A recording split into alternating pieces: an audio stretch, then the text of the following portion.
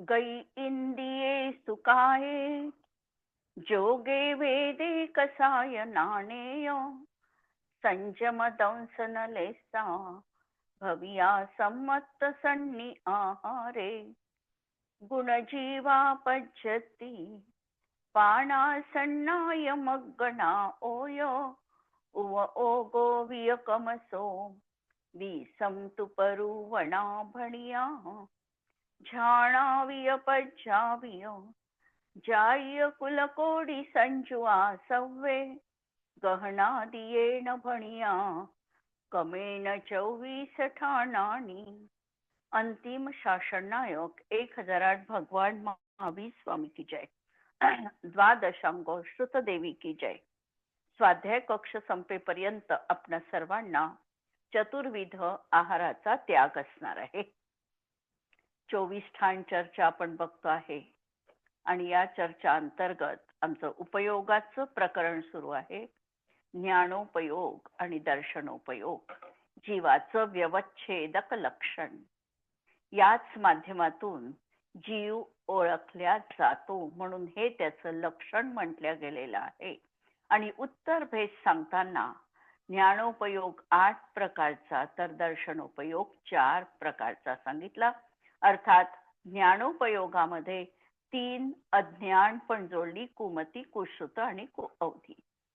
कारण मार्गणेमध्ये एकही जीव सुटायला नको आणि म्हणून त्याच्या विरुद्ध असणारी जी काही मार्गणा म्हणजे भेद आहे ते पण या मार्गणेमध्ये अंतर्भूत केले जातात.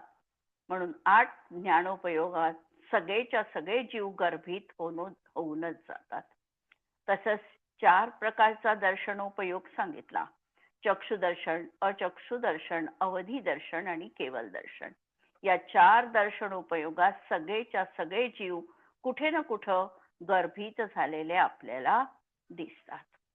चक्षुदर्शनाची आपण त्या दिवशी दर्शनोपयोगाचं विवेचन बघत होतो, कषायांमध्ये विवेचन बघत होतो. आणि सगळ्यात पहिल्यांदा तर आम्हाला दर्शनोपयोग म्हणजे काय हे क्लिअर व्हायला पाहिजे. सामान्यपणे दर्शनोपयोग आम्हाला ज्ञात आहे. चक्षु ज्ञानापूर्वी होणारा जो सामान्य प्रतिभास त्याला चक्षु दर्शनोपयोग म्हटल्या जातं. ही तर सामान्य व्याख्या झाली. पण समजा आम्हाला याची विशेष व्याख्या करायची आहे चक्षुदर्शनाची, तर त्यामध्ये अंतरंग निमित्त कारण, बहिरंग निमित्त कारण, ते कसं आहे दर्शन, या सगळ्यांना त्या ठिकाणी आम्हाला पाहावं लागतं. आणि म्हणून नेमिचंद्र आचार्यांनी बृहद्द्रव्य संग्रहामध्ये, तो द्रव्य संग्रह ग्रंथ, त्यामध्ये त्यांनी विशिष्ट व्याख्या त्या ठिकाणी चक्षुदर्शन किंवा अचक्षुदर्शनाची दिली की ज्याच्यामध्ये सगळेच्या सगळे भाव भासना रूप आम्हाला प्रतीती होऊ शकते.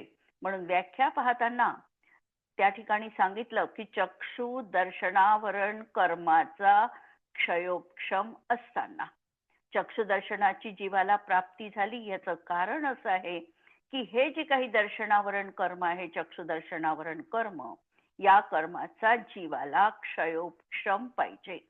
म्हणून क्षयोक्षम असताना, आता क्षयोक्षम आहे पण समजा बाह्यतः द्रव्येंद्रियाची त्या अनुषंगाने प्राप्ती नाही तरीही आम्हाला त्यांनी होणारं अवलोकन होऊ शकत नाही.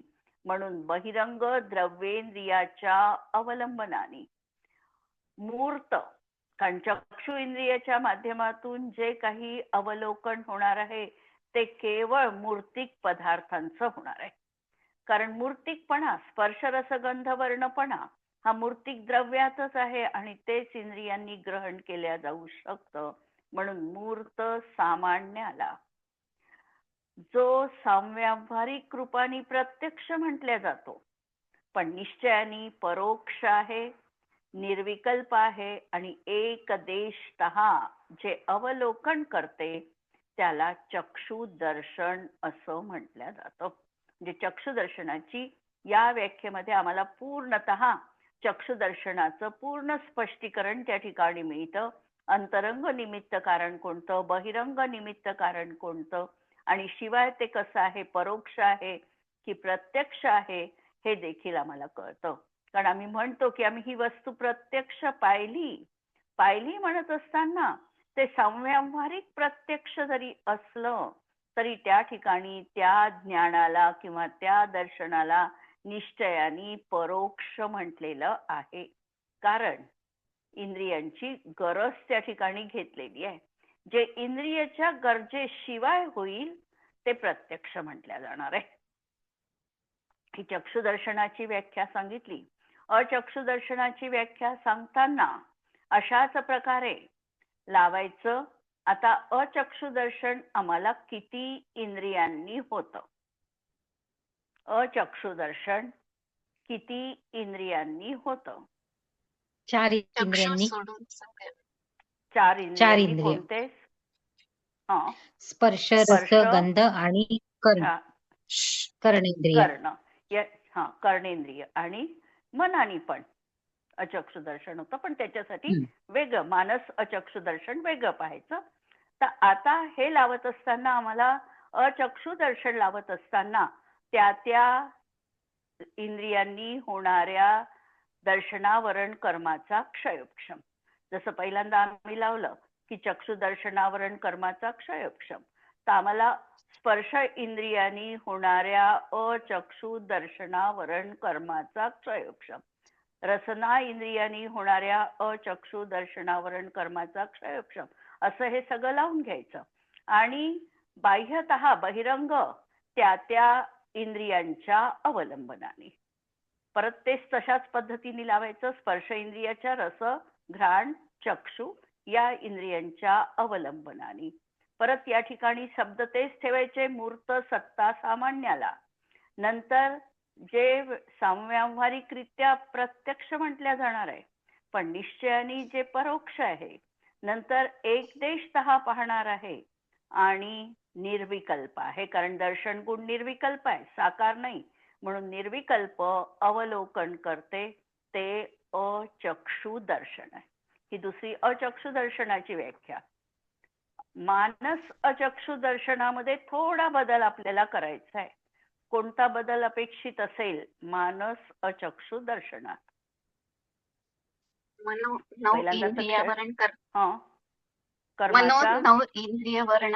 कर्माचा क्षयोपक्षम असतो.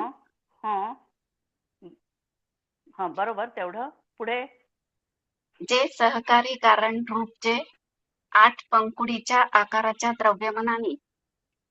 द्रव्यमनाच्या अवलंबनाने मूर्त आणि अमूर्त अशा समस्त पदार्थांना परोक्ष रूपाने निर्विकल्प एकदेशतः जाणते, त्याला मानस अचक्षु दर्शनावरण करणं. जाणते हा शब्द नको, जाणते ज्ञानासाठी. एकदेशतः अवलोकन करतं. जाणलं म्हटलं की ज्ञानाची कक्षा आली. आणि आमचं हे सुरू आहे दर्शन. दर्शन ज्ञानापूर्वी होणारा सामान्य प्रतिभाच आहे. इथे म्हणजे शब्द आम्हाला आतापर्यंत आम्ही चक्षु आणि अचक्षु दर्शनात मूर्त पदार्थ ठेवला. इथे मूर्त आणि अमूर्त, कारण मनाने अमूर्त पदार्थांचंही ज्ञान होतं. म्हणून मूर्त आणि अमूर्त सत्ता सामान्याला जे सांव्यावहारिकरित्या प्रत्यक्ष म्हटल्या जातं, पण निश्चयाने परोक्ष आहे, निर्विकल्प आहे, एकदेशतः जे अवलोकन करतं, त्याला काय म्हणायचं? मानस अचक्षु दर्शन. आणि केवल दर्शनामध्ये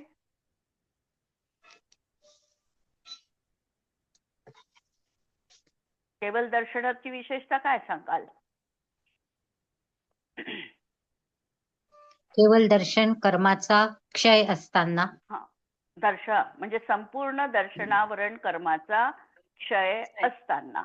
संपूर्ण दर्शन क्षय असताना जे संपूर्ण द्रव्याला सकल पदार्थांना निर्विकल्प रूपाने प्रत्यक्ष रूपाने जे अवलोकन करते आत्मिक शक्तीने, ते केवल दर्शन आहे. केवल दर्शन. तर अशा प्रकारे आपल्याला ह्या व्याख्येमध्ये विशेषतः बघून आपण 4 दर्शनोपयोग बघितले. आणि या 4 दर्शनोपयोगासाठी कर्म मात्र सांगितलं 9 प्रकारचं. दर्शनावरण कर्म सांगितलं 9 प्रकारचं. या 4 दर्शनावर आवरण टाकणारं 4 कर्म आणि शिवाय 5 निद्रारूप अशा प्रकारच्या ज्याच्यामधले संपूर्ण स्पर्धक हे सर्व घाती रूपाचे आहे असं हे 5 प्रकारचं महानिद्रा किंवा निद्रारूप कर्म. महानिद्रा तर 3 आहे आणि निद्रा आणि प्रचला असे मिळून ज्याच्यामध्ये सर्वघाती स्पर्धक आहे असे हे 5 आणि 1 6 मध्ये सर्वघाती आहे आणि 3 मध्ये सर्वघाती युक्त देशघाती आहे असे स्पर्धक या दर्शनावरण कर्माचे असणार आहे. आणि जो काल आपण प्रकार बघितला कोणता, दर्शनोपयोगामध्ये कषायांची विभागणी कशी करायची, कषाय कसे पाहायचे. तर दर्शनोपयोगामध्ये कषाय बघत असताना आपण पहिल्यांदा चक्षु आणि अचक्षु दर्शन चक्षु आणि अचक्षु दर्शनात कसं बघितलं की 25ही कषाय असू शकतात है ना, 25ही कषाय त्या ठिकाणी असू शकतात. मग अवधी दर्शनोपयोगामध्ये आम्ही 3ऱ्या गुणस्थानापासून तो लावलेला आहे आणि 21 कषाय आणि त्या कषायांना कसं हा क्षय करत जातो किंवा उपशम वाला असेल तर कशा पद्धतीने कर्माचा उपशम करत जातो. कषायांचा उपशम होणार आहे. दर्शनावरण कर्मामध्ये उपशमाची प्रक्रिया घडत नाही. त्या ठिकाणी लावत असताना बंधविच्छुत्ती किंवा क्षय अशा प्रकारचे शब्द लावावे लागतात आणि म्हणून या पद्धतीने आपण पूर्णतः 12व्या गुणस्थानापर्यंतची दर्शनावरण कर्माची प्रक्रिया बघितलेली होती आणि त्यासोबत कषायांची कशी निवृत्ती होत जाते हे बघितलेलं होतं. इथपर्यंत विषय क्लिअर झालेला आहे. यावर कुणाला काही अवधी प्रश्न असेल? दर्शन आपले राहिलं होतं 4 दर्शनोपयोगापैकी अवधी दर्शन राहिलंय. हा हा अवधी दर्शन याच्यामधलं. हो ठीक आहे. मग अवधी दर्शन कसं लावाल?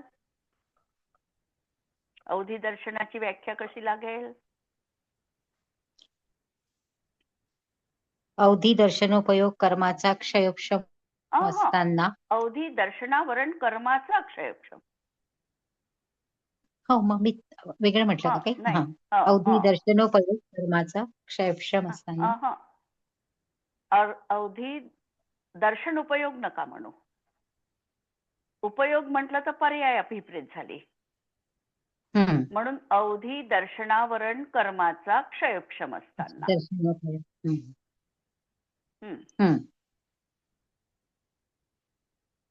आणि आता या ठिकाणी काय कशाचं अवलंबन घ्यायचंय मला? बहिरंग द्रव्येंद्रियाचं अवलंबन नाही आहे ना, कारण हे कसं होणार आहे? आत्मिक शक्तीने होणार आहे. म्हणून आत्मिक शक्तीने परत कसं होणार आहे? मूर्तिक पदार्थांना जाणणार आहे अवधी दर्शन. म्हणून मूर्त सामान्याला, याच्यामध्ये अमूर्त पदार्थाला अवधी दर्शन जाणायला समर्थ नाही. म्हणून मूर्त सामान्याला आणि ज्याला आता इथे सामव्यावहारिक प्रत्यक्ष म्हणायचं कारणच नाही, कारण हे प्रत्यक्षच आहे, आत्मिक शक्तीनेच जाणत आहे. म्हणून एक देशतः प्रत्यक्ष निर्विकल्प अवलोकन करते, ते अवधी दर्शन आहे. ठीक आहे. म्हणजे इथे काही काही असे आपल्याला बदल करावे लागतात. व्याख्या एक कॉन्स्टंट मनात ठेवली की त्या कर्माचा क्षयोक्षम, नंतर अवलंबन कोणत्या इंद्रियावरण कर्माचं, नंतर आम्हाला कशा रीतीने ते परोक्ष आहे की प्रत्यक्ष आहे, एक देश आहे की सकल देश आहे, अशा प्रकारे ती व्याख्या पाहायची. निर्विकल्पच घ्यायचं ना? हो, कारण दर्शन निर्विकल्प आहे की नाही. दर्शन कसं आहे? निर्विकल्प, साकार नाही आहे, म्हणून निर्विकल्पच घ्यायचं. ज्ञानामध्ये सविकल्प लावायचा शब्द. जर हीच व्याख्या आपल्याला मती ज्ञानाची घटित करायची असेल तर मती ज्ञानावरण कर्माचा क्षयोक्षम असताना त्यावेळेला आम्ही म्हणू की परोक्ष, सविकल्प आणि एक देश हे शब्द ठेवावे लागतील ज्ञानासाठी.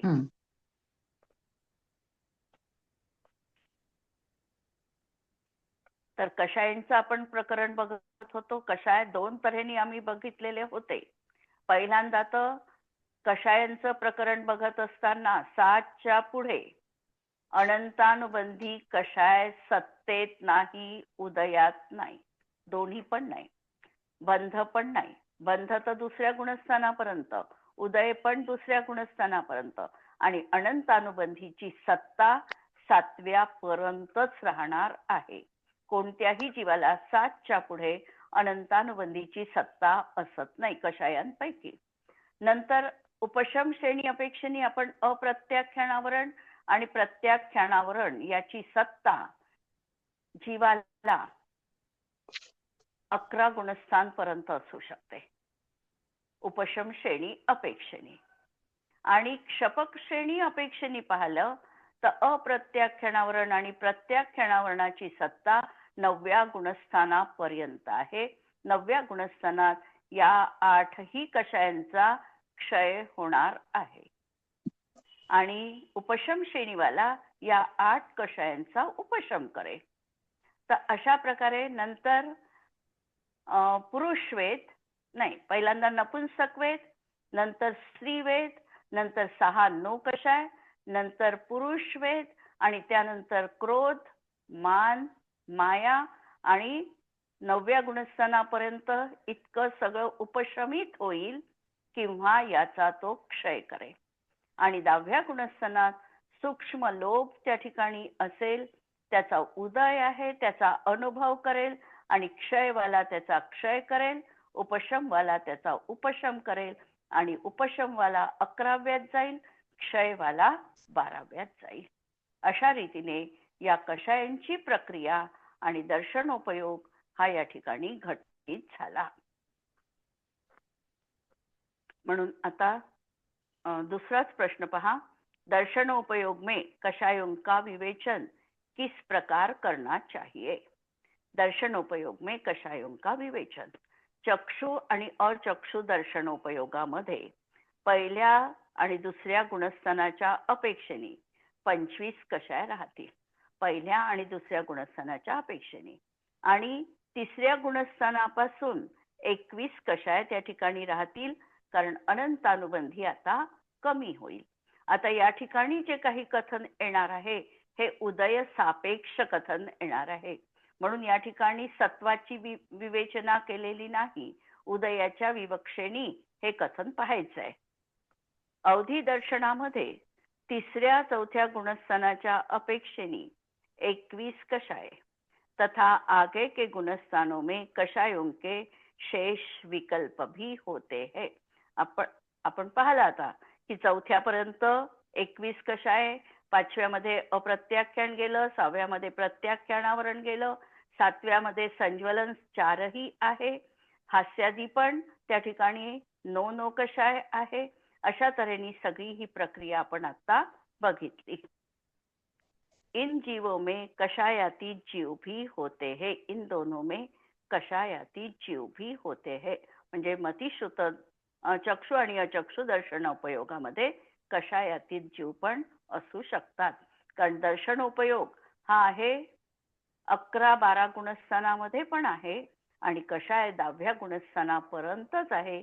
म्हणून या ठिकाणी कषायातीत जीव पण होतात आणि केवळ दर्शनामध्ये तर कषायातीतच जीव असतात.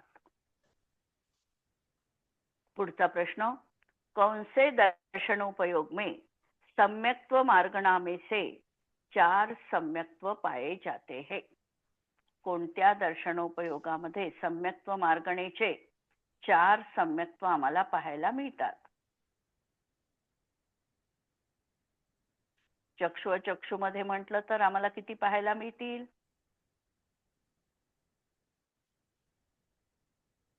दोनच होतील. काही पाहायला मिळतील. 3 काही मिळतील. चक्षु अचक्षु दर्शनात 6 मिळतील ना. हे पहा, मिथ्यात्व राहू शकतं, सासाधन राहू शकतं, नंतर मिश्र राहू शकतं, औपशमिक, शाही, क्षायक्षमिक 6 राहू शकतात. म्हणून आम्हाला पाहायचे आहे 4च. 4 पाहायचे आहे म्हणजे आम्हाला कोणते कमी करावे लागेल? मिथ्यात्व आणि सासाधन कमी करावं लागेल, तेव्हा 4 पाहू शकू. मग ते 4 आम्हाला कोणते? तिसऱ्या गुणस्थानापासून. तिसऱ्या गुणस्थानापासून पाहताना अवधी दर्शनोपयोगामध्ये आम्हाला 4 सम्यक्त्व दिसतील है ना. एक तर तिसरं मिश्र, नंतर क्षायिक, औपशमिक आणि क्षायोपशमिक हे 4 पर्याय. यह कथन तीसरे गुणस्थान में अवधि दर्शनोपयोग मानने वालों की अपेक्षा जानना चाहिए. तसंही तिसऱ्या गुणस्थानात अवधि ज्ञान आणि अवधि दर्शनोपयोग मांडलेला आहे. त्यामुळे अशा प्रकारचे 4 सम्यक्त्व तिसऱ्या गुणस्थानापासून आम्हाला हे दिसतील. क्या कोई ऐसा दर्शनोपयोग है जिसमें न संज्ञी संबंधी जीव समास होता है न असंज्ञी संबंधी. असं कोणता दर्शनोपयोग आहे का की ज्या ठिकाणी आम्ही संज्ञी आहे तो जीव केवळ असंही म्हणणार दर्शनोपयोग. नाही. केवळ दर्शनोपयोगात. कारण त्या केवळ ठिकाणी लावू दर्शन. तर काय लावू? केवळ दर्शन, फक्त पंचेंद्रिय लावू. तिथे संज्ञी किंवा असंज्ञी असा भेद न करता केवळ त्या ठिकाणी पंचेंद्रिय जीव ते आहेत हा विकल्प लागतो. आणि म्हणून केवल दर्शनोपयोग में न संज्ञी संबंधी जीव समास होता है न असंज्ञी संबंधी, क्योंकि यह उपयोग केवली भगवान के होता है और वे न संज्ञी है न असंज्ञी है. कितने दर्शनोपयोग में संज्ञी असंज्ञी दोनों संबंधी जीव समास होते हैं. जिथे संज्ञी आहे असंही म्हणू शकतो जीव आणि असंज्ञीपणाही ज्या उपयोगात दर्शनोपयोगात आहे. कारण अवधी अवधी दर्शनात आणि केवल संज्ञीच आहे. असं. हा नाही, अवधीमध्ये अवधी. संज्ञीच आहे आणि हा, केवल अवधी मध्ये दर्शन संज्ञी आणि असंज्ञी केवल अतीच दर्शन आहे. होणार नाही. ते 2 होणार नाही. हा. त्याच्या 2 मध्ये राहणार नाही असं म्हणायचंय मला. 2 मध्ये चक्षु आणि अचक्षु मध्ये संज्ञी आणि असंज्ञीपणा राहील. म्हणून 2 दर्शनोपयोग में संज्ञी असंज्ञी दोनों जीव समास होते हैं. एक चक्षु दर्शनोपयोग आणि अचक्षु दर्शनोपयोग. कितने दर्शनोपयोग में 5 पर्याप्तियां होती है. 6 पर्याप्ती वाले अवधी दर्शन वाले आणि केवल दर्शन वाले 6 आणि बाकीच्या 2 दर्शनात 5 पर्याप्ती असू शकतात. चक्षु दर्शनात असंज्ञी जीव असेल तर त्याला 5 पर्याप्ती आहे आणि अचक्षु दर्शनोपयोगात 1 ते 5 पर्यंत त्या ठिकाणी 5 पर्याप्ती आहे असंज्ञी पर्यंत. चक्षु दर्शनोपयोग चतुरेंद्रिय एवर असंज्ञी पंचेंद्रिय की अपेक्षा. चक्षु दर्शनामध्ये लावलेल्याच आहे. अचक्षु दर्शनामध्ये द्विनेंद्रिय से असंज्ञी पंचेंद्रिय की अपेक्षा. ऐसा कौन सा दर्शनोपयोग है जिसमें 26 लाख जातियां होती है. 26 लाख जाती या कुणाच्या जाती आहे. 26 लाख जाती कोणत्या जीवांच्या 26 लाख जाती आहे.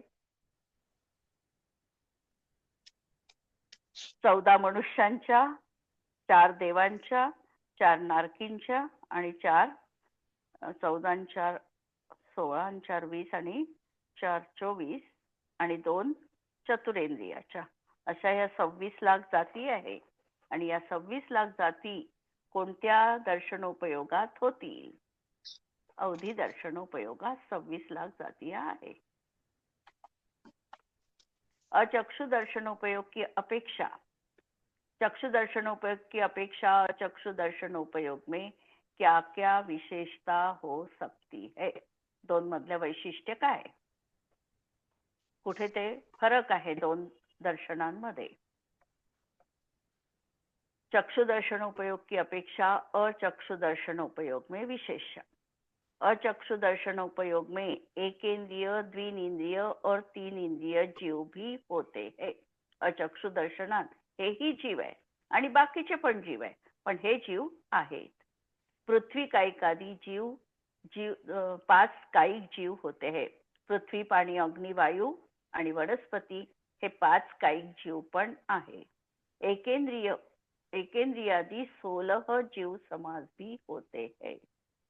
एकेंद्रियाचे 14 लावतो आपण जीव समास.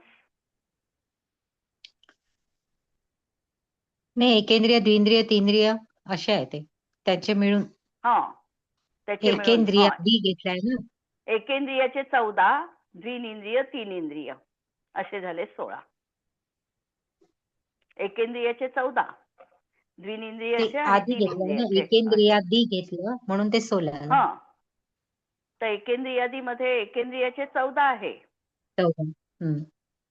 द्विनिंद्रियाचे आणि तीनिंद्रियाचे असे मिळून जीव समास 16 आहे. एकेंद्रिय, द्विनिंद्रिय, तीनिंद्रिय संबंधी जातीया आणि कुल भी होते है. एवढे फरक त्या ठिकाणी 2 मध्ये सांगू शकतो. समुच्चय प्रश्नोत्तर. कौन सा उपयोग किस किसके होता है? उपयोगांचे स्वामी.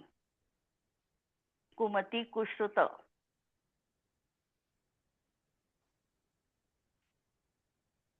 कुमती आणि कुश्रुत ज्ञानोपयोग याचे स्वामी कोण आहे?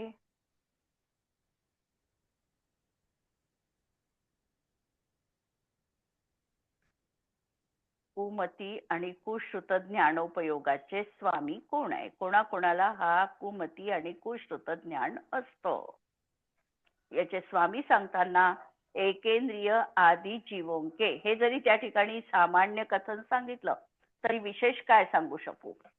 चारही गतीतील जीवांना कुमती कुश्रुत ज्ञान असू शकतं, म्हणून चारही गतीतील जीव याचे स्वामी असू शकतात, एकेंद्रियापासून संज्ञी पंचेंद्रिय जीवांपर्यंत. कुमती कुश्रुत ज्ञान सगळ्या गतीमधल्या जीवांना आहे ना, चारही गतीतील. आता यातही बारीक जर आम्हाला पाहायचं असेल तर आम्ही काही विशेषता करू शकतो.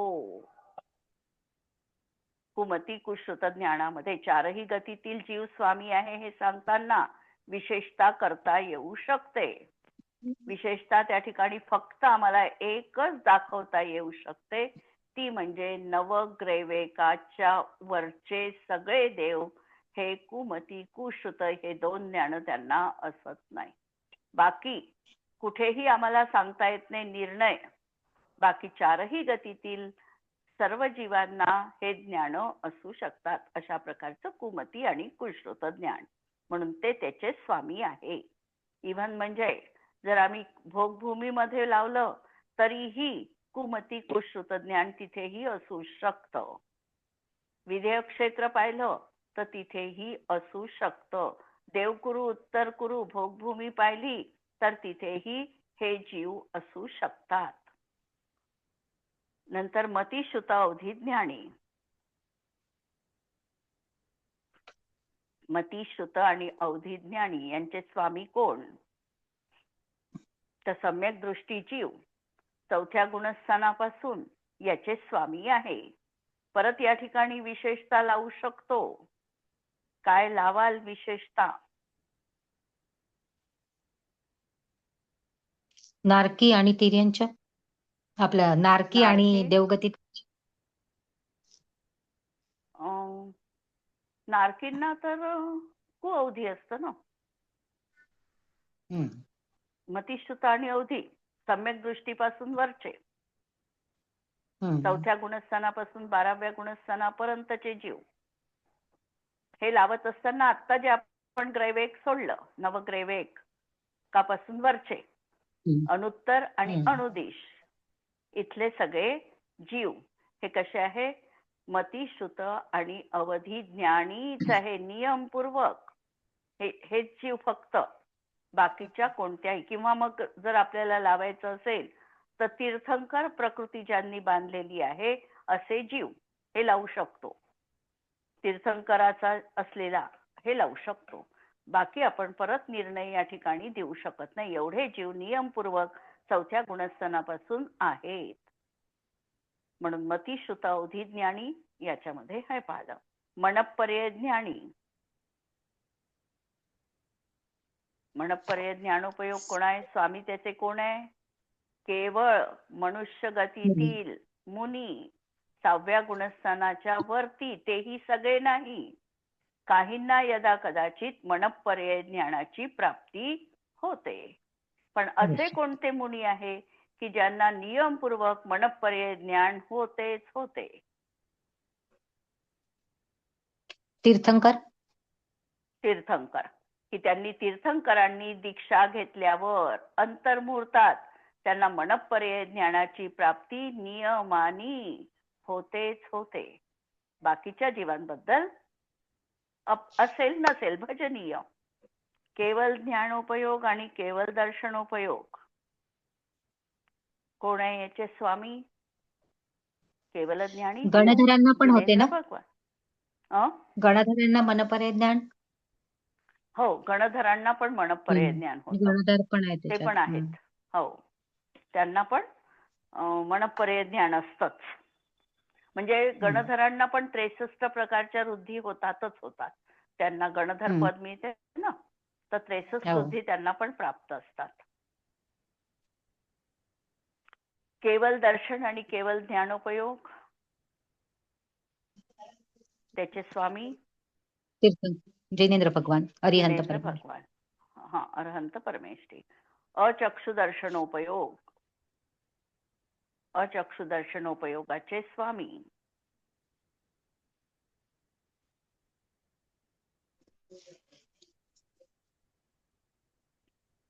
एकेंद्रियापासून 12व्या गुणस्थानापर्यंतचे जीव. सगळ्यांना अचक्षुदर्शन आहेच, म्हणून अचक्षुदर्शन एकेंद्रियापासून 12व्या गुणस्थान पर्यंत. चक्षुदर्शनोपयोग चतुरेंद्रियांपासून 12व्या गुणस्थान. 12व्या गुणस्थान. अवधी दर्शनोपयोग. हा, अवधी दर्शनोपयोग 30 से 12. तिसऱ्यापासून 12व्या 12व्या गुणस्थानापर्यंत. बाकीचं प्रकरण आपण उद्याला बघू. जिनवाणी के ज्ञान ते तुझे लोकालोक, तो जिनवाणी मस्तक नमो सदा देत हूँ घोक. नमो अरिहंताणम नमो सिद्धाणम नमो आयर्याणम नमो वज्रायाणम नमो लोहे सव साहुणम. सर्वांना जय जिनेंद्र.